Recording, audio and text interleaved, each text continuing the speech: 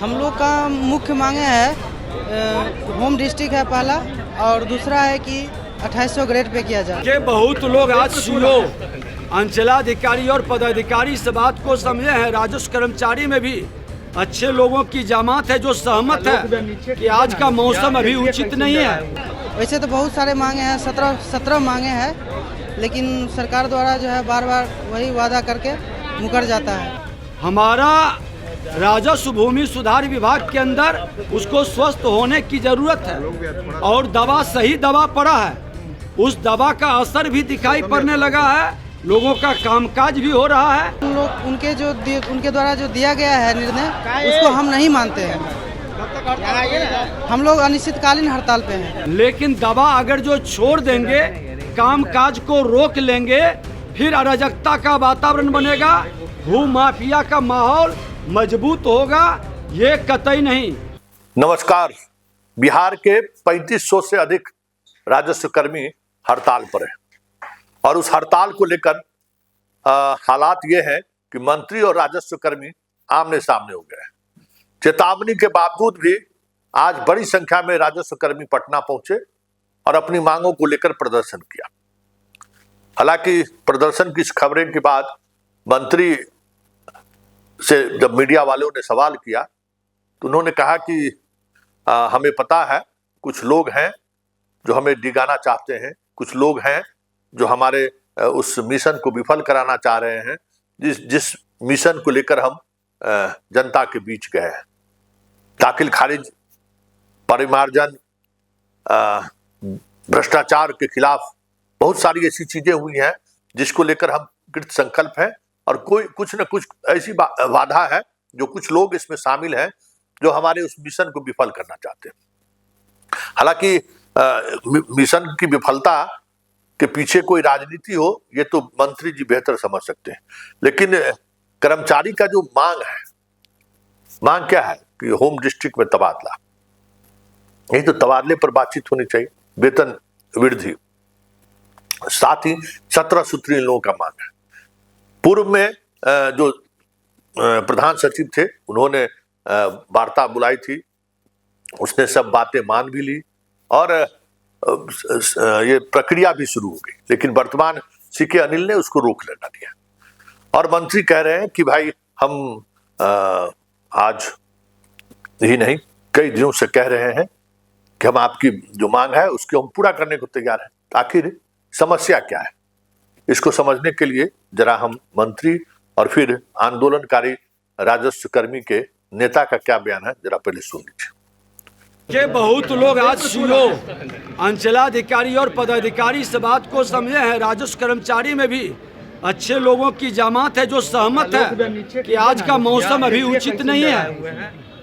हमारा राजस्व भूमि सुधार विभाग के अंदर उसको स्वस्थ होने की जरूरत है और दवा सही दवा पड़ा है, उस दवा का असर भी दिखाई पड़ने लगा है, लोगों का कामकाज भी हो रहा है।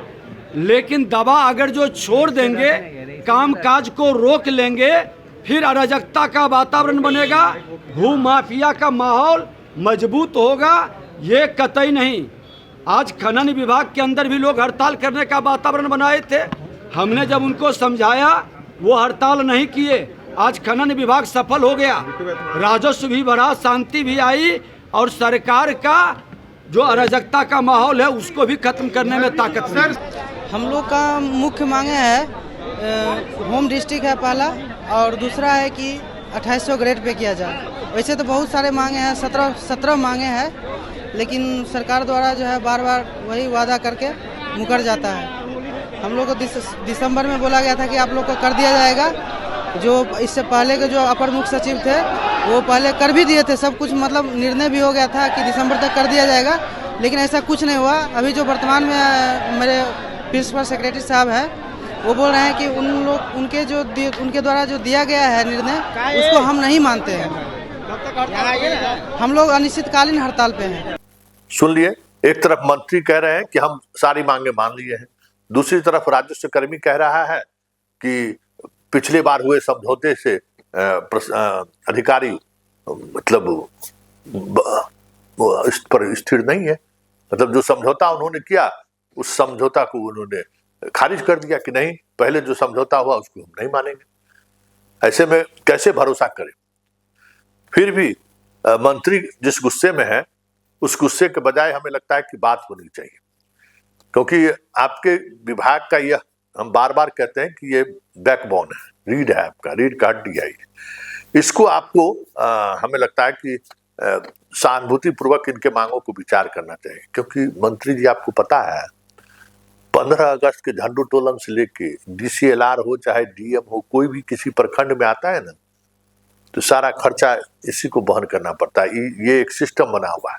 जैसे कोर्ट में जो है सिस्टम है ना कि मुंशी को, जज साहब के सामने में मुंशी को पैसा देता है लोग तारीख देने के लिए। ये परंपरा अंग्रेज के जमाने से ही चला आ रहा है। मतलब तारीख लेने के लिए आपको मुंशी को पैसा देना है, जो मुंशी ठीक जज साहब के नीचे बैठता है वो। तो ये CO का जो राजस्व कर्मचारी है, पता नहीं इन लोगों का भी ये परंपरा कब से चला आ रहा है कि जो भी पंचायत में अगर कोई कार्यक्रम हुआ या फिर कोई जांच टीम आई या कुछ महाअभियान चल रहा है, तो उसमें सारा खर्च राजस्व कर्मचारी को वहन करना है। तो ये खर्चवा वहन करने के लिए कुछ तो बाय दाय करना होगा ना। ये पता है मंत्री जी, जरा पता कर लीजिए कि सारी चीजों पर राजस्व कर्मी की जिम्मेवारी होती है, चाहे वो DM साहब का प्रोग्राम हो, चाहे DDC का प्रोग्राम हो, चाहे CO साहब का प्रोग्राम हो। अगर राजस्व से संबंधित कोई प्रोग्राम हुआ, उसके सारे खर्च 15 अगस्त 26 जनवरी सब एकदम तय है। ये मतलब वर्षों बरस से दशक से आ रहा है, तो पैसा कहाँ से आएगा? जरा इस पर सोचिए ना। फिर इतनी दूर तक ट्रांसफर कर दिए हैं, और वेतन क्या मिल रहा है? सिपाही से भी कम वेतन देते हैं। और जिम्मेवारी क्या है? आज सिपाही सब जितना परेशान है इसी विभाग के कारण ना। सबसे ज्यादा जमीन को लेकर झगड़ा हो रहा है, और जो झगड़ा निपटा सकता है उसको सिपाही से भी आप कम वेतन दे रहे हैं। तो बहुत तरीके की चीजें हैं, बहुत तरीके की विसंगतियां हैं। हमें लगता है कि आपको वार्ता एक बार जरूर वार्ता करनी चाहिए कि भाई जो बीच का रास्ता क्या हो सकता है, क्योंकि इस हड़ताल का इम्पैक्ट तो पड़ रहा है। और आज विधानसभा सत्र खत्म हो गया, और होली के बाद ये मामला गरमाएगा, और गरमाएगा तो फिर आपके लिए बड़ा मुश्किल होगा। सिर्फ इसलिए नहीं कि ये हड़ताल पर है, लोगों का काम नहीं हो रहा है, लोग परेशान हैं, उसका असर परफॉर्मेंस पर पड़ेगा। आप इसके बाद जो है सो आप निकलिएगा फिर जनता दरबार लगाने के लिए, और वहां राजस्व कर्मी ही नहीं रहे तो फिर मामले का निष्पादन कैसे होगा? बहुत सारी ऐसी चीजें हैं जिन चीजों को आपको समाधान निकाल लेना चाहिए और वार्ता होनी चाहिए, क्योंकि कई ऐसी मांगे हैं जो आपके स्तर पर मांगी जा सकती है, और उसका असर भी परफॉर्मेंस पर पड़ेगा।